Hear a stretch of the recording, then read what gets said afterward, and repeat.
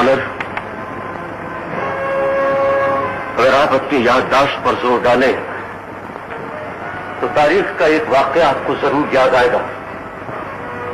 जब Lord Mountbatten ने रात के 3:30 बजे पंडित जवाहरलाल नेहरू को फोन किया था तो पता चला कि वो सो रहे हैं, और उसी वक्त जब उन्होंने हमारे कायद को फोन किया तो पता चला कि वो जाग रहे हैं।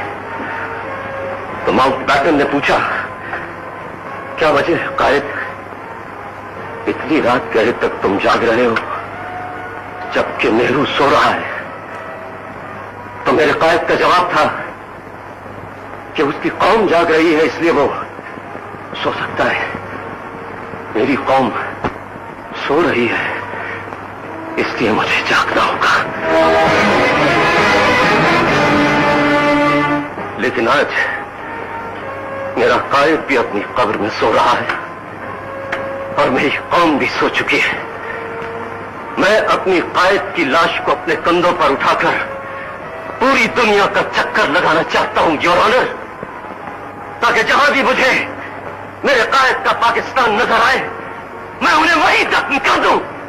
क्योंकि खुदा की कसम ये मेरे कायद का पाकिस्तान नहीं है योर ऑनर,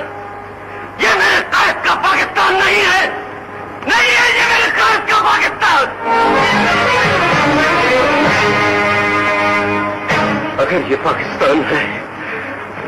तो बाखुदा ये हमारा पाकिस्तान नहीं है योर ऑनर, हमारा पाकिस्तान नहीं है,